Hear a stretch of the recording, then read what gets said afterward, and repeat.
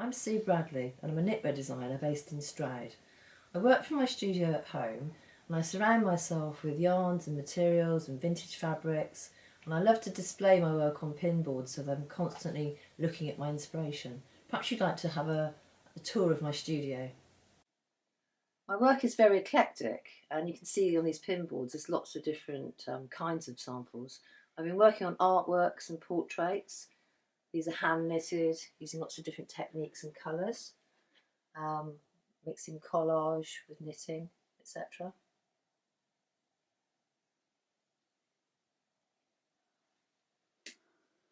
I've always used florals in my work. This piece is a vintage fabric which I've cut and then collaged on a piece of my knitting. I love working with colour and trying to match in colours and yarns, and textures and things. And these are some of my vintage fabrics I've collected over the years. Paisleys and scarves, things from vintage markets and charity shops. I just sort of constantly change it depending on what I'm being inspired by.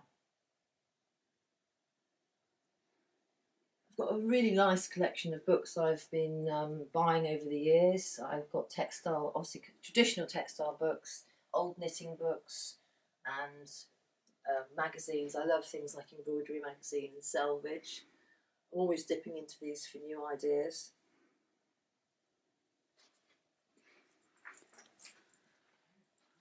And this pinboard shows my work that I do for design companies like Etro and Mizzoni in Italy. So I work to certain briefs. I do lots of machine knitting. They can give me different ideas of colour they're working on, and I go there regularly to sell my work. The machine knits that I do are highly patterned and decorative. Starting with a colour theme, I then sort of work in more detail and try and work in a kind of group of colours. And I do a lot on the knitting machine. So this is my knitting machine, which is a brilliant thing to use.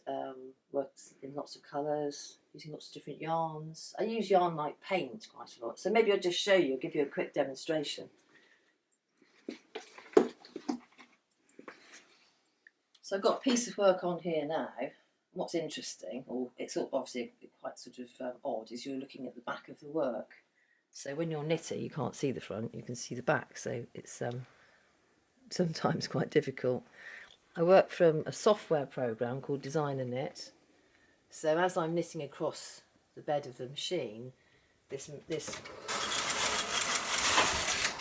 actually goes down like that, each row. It's actually quite therapeutic and quite meditative once you're doing it. I've got some hand knit samples on the wall I've done as well. So I work in a very hands-on way as well as a technical way. I like to sort of mix old and new in fabrics, and I like to mix craft techniques and more technical techniques like machine knitting. And yeah, so I think now maybe I could show you some more projects in detail. I love looking at historical costume for inspiration, and I've done a lot of sketchbooks full of drawings I've done from the Fashion Museum in Bath and the V&A, and I love to look at the detail and the embroidery on them. And here it just shows you some pages I've done. I take photographs and then I draw in detail. I've got books and books full of these ideas. They'll last me a lifetime. I can always go back to them when I'm working on a certain project, finding about a shape or a different pattern on a garment.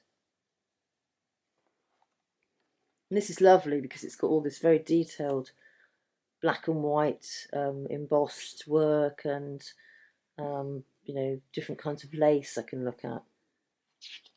Quite a funny thing I do is I sometimes draw upside down. So I look at the garment, I have to go the other side of it because I think you're not really looking sometimes. If you're drawing upside down, you're not looking at it as a garment, you're looking at it as a drawing. So I find that quite interesting. This has got some beautiful gold work on it. You can just see the wealth of ideas there are in one garment. And the great thing about doing study days at these places is that you can select exactly what you want to work with. So I've probably been, I've been going there for about 10 years on and off. This shows you some development where I've looked at my drawings and then I've done some machine knit lamb's wool, which I've then appliqued with lace. I've tied up different bits, made little bobbles, and then I've machine washed it so it felts. So it gives you a really interesting textured effect. But you can see the sort of details have come from the buttons and the pleating and different things in the drawings. I've got another book which I've used inspiration from Elizabethan black work and embroidery, looking at portraits by Holbein and going to the National Portrait Gallery and picking up on details from this vest and the pantaloons, looking at lace and then developing that into a machine knit, which I've then over embroidered and embellished, hand knitting, hand embroidery, machine embroidery, diamante. So it's quite costume-like, but very satisfying to do. And, you know, as I've said, I've just been constantly working on these things for many years. This was a project I did a few years ago and inspired by my mum and dad, mostly my father. And it was for an exhibition called Material Actions, which was all about recycling, upcycling, and kind of the environment. So I realised that I had a lot of my father's old socks and ties that I'd kept from when he died in 1993, and I reused them and made this amazing coat in sort of memory to him. So I started by looking at portraits, beautiful like 1940s portraits. They got married in 1948, and I already had the waistcoat from his wedding suit, which you can see in that photograph. So I started by doing lots of drawings of them, and I did them in quite unusual ways. I did felt pen and things like silver leaf, and used lots of colour. I was trying to get out their sort of their personality somehow. I then decided the way to make the coat would be to do it sort of like painting by numbers, and I did this plastic overlaid drawing, which I then numbered and then cut out all the pieces. It's quite a complicated thing to do. What I love is the sort of challenge where I've never done something before and I don't know how I'm going to do it. And I have to actually work that out. So this just shows you some of the tie, my first sample of one of the ties, cut up, stitched together. And then this is a piece of old tweed from the suit, using hand techniques, trying to work out a way to get the detail into it. And you know, this is the catalogue from the book. It was an amazing project. It took me months to complete, but then, you know, you can't add up all the hours when you're working on something. It's like an artwork. So I can now show you the garment, if you'd like to see the garment, which is over here. And it's a really long piece, and it's got on the back at the top is the embroidery of my mum, and her name's Rosemary. So it's got Rosemary here. The sleeves are all made out of my father's old ties, which have been needle punched, which is a technique, which is a dry felting technique where it goes through a machine with lots of needles which attach the fabric to an underlying fabric, making a beautiful sort of textured fabric. And then down here, the portraits, these portraits of my father. So there he's smoking a pipe and he's got his cigarette there, and people always laugh. I tell the story of how when I was young, we all used to smoke, even when I was about 13, 14. It was just a very fashionable thing to do. So, you know, he had all these different kinds of ties he wore and suits that he wore, and embroidered on it are things that, you know, memories of him. So he bought me a guitar once, so I put the guitar on here. I've got things like, you know, he obviously had a big heart. He gave me a teddy. Got an embroidery of a teddy over there, and I've got his razor. And then another amazing thing was that he actually was one of my hand knit outworkers during the 80s and 90s. So some of the pieces on here, the knitted fabrics, he knitted. So it's completely, you know, wonderful memory of him. And the pipe smoke here is going up in lovely curly hand knit stitches into the memory of my mum. And the other thing was I used his socks. So these are all his old socks that I've cut into strips and then re-knitted and embroidered with things that he used to say. So there's things like my mum's name is there, Rosemary, all hand stitched, and it was just a real labour of love. What does this one say? 40 winks. That was for when you were going to have a little nap. You're going to go and have 40 winks. This is probably one of my favourite projects ever. And this coat's been all over the world. It's been exhibited in America a couple of times, won me prizes. I'll probably never make anything obviously like this again. A lot of my ideas in the past have come and gone, and I've used them again and I've reused them. And something I've always been interested in, going right back to about 1980, is Byzantine enamels and Coptic tapestries and things. And so this is a very recent project where I'm looking at them in more detail. I found it so therapeutic to just sort of find materials and techniques that would fit in with the original pieces. So I start by sketching. So this is one of my recent sketchbooks. So doing it quite roughly, but getting the idea of how I'm going to put the piece together. So in a way, sometimes I draw because I'm trying to think about how I'm going to make something.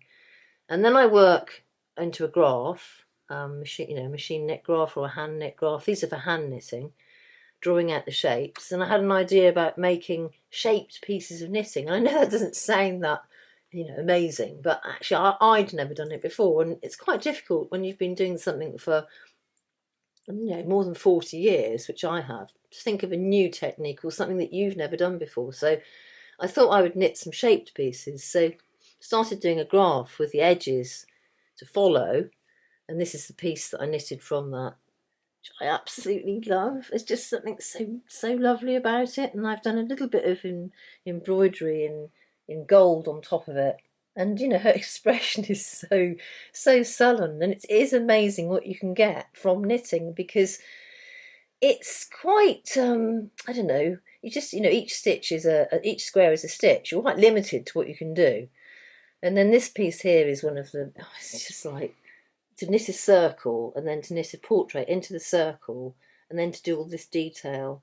You're carrying along, if you're a hand knitter, you'll know, this is like sort of 20 colours going across the back. I have to sew them all in at the end. The back's probably quite a mess, but who cares? And then I've put a frame of bobbles, like hand knitted bobbles all around the edge, bit of embroidery. These aren't finished yet, so these pieces are actually going to go into a bigger piece. So I want to actually connect them and make them fit into maybe metal. And I've started on this one here. I was very excited about this because I found this foil that people generally use for making boxes and embossing into, and I've just sort of used it and drawn in some of the Byzantine patterns with a special tool, and then it stitches. It's amazing. It's actually thin enough to hand stitch through, so I've been able to stitch it in between the knitting, so patching knitting to knitting. And the whole this project really excites me, and this is the way I'm going at the moment, making things that are very much more about an artwork, I suppose. It's sort of a very creative way of working. So although I've made lots of garments and things in the past, I'm really enjoying the freedom of doing this, and reinventing something again. I love being creative and making my own work, but I also love teaching. And for many years I was a senior lecturer at Bath Spa University, teaching textiles, mostly mixed media textiles. So what I do now is I run a variety of workshops. Drawing is really important in my work, and there are lots of ways of drawing. So this shows a workshop I run where you draw using stitch. So using quite traditional hand stitches. On some fabrics are quite traditional, and also playfully on plastic, so it's transparent. Got things like raffia and thick wool and thin yarn going through this plastic. So people can learn to draw using stitch. It's quite an open way of working. Another way of using stitch is on paper. Paper is a very exciting medium for drawing and for stitching. So this is a technique where you lay a paper and then you make it wet and then you wash it away and you get the stitch left and lots of open work. So that's a really good thing to do, exciting. And then this is something where I use plastic, and I've done a portrait on there of my mum. Done it as a freestyle drawing where I've just looked at a photograph and there's no drawing underneath, so I've just done the stitch by hand and through plastic again so it's transparent. So that's the kind of thing I do for drawing, and also fashion drawings. Drawings from things like brooches, blind drawings, quite accurate drawings. Blind drawings are always good fun. It's something you can get quite carried away with. Florals done as a blind drawing, so it's very broken up. Also, you can do it in quite a controlled manner. This is drawn through wax crayons, so you've got a variety of sort of different colours coming through. And then as part of my work, when I'm selling my work, I have to do fashion drawings, and I love drawing faces. I love making them very creative, and these are some examples of things people can learn how to do fashion illustrations. Again, in colour and sort of watercolour and crayon, wax crayon, creating different looks, sort of creating a collection. So these are sort of what I do that works with my knitting. So yeah, drawing workshops are great. Also, I run a variety of appliqué, sort of hands-on, cutting into fabrics, creating different layers. These are all my felted knitted fabrics, stitched on top of each other. This was from an Henri Rousseau painting, the inspiration. You can do that by hand. Some of this is done zigzagged on a machine, and some of it's done just by hand.